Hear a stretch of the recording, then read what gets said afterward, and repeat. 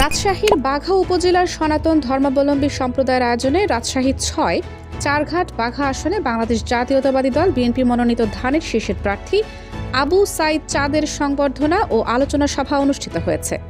১২ জানুয়ারি সোমবার দুপুর ১২টায় বাঘা উপজেলার নারায়ণপুর সরকারি প্রাথমিক বিদ্যালয় সংলগ্ন প্রশান্ত পাণ্ডের বাড়ির আঙিনায় এই অনুষ্ঠানের আয়োজন করা হয়। উপজেলা হিন্দু সম্প্রদায় সংবর্ধনা অনুষ্ঠানে বক্তব্য দিতে গিয়ে আবু সাইদ চাঁদ বলেন, আমি আপনাদের পাহারাদার হয়ে থাকতে চাই।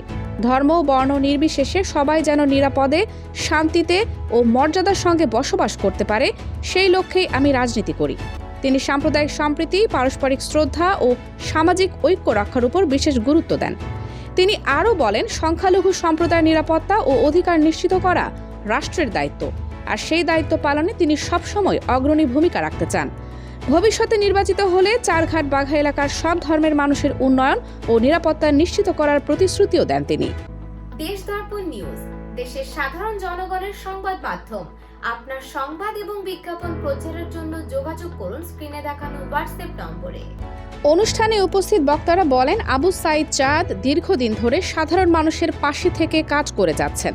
বিশেষ করে সনাতন ধর্মাবলম্বী সম্প্রদায়ের সঙ্গে তার সুসম্পর্ক ও সহমর্মিতার কথা উল্লেখ করে তারা আশা প্রকাশ করেন, তিনি নির্বাচিত হলে এলাকার শান্তি শৃঙ্খলা ও উন্নয়ন আরও গতিশীল হবে।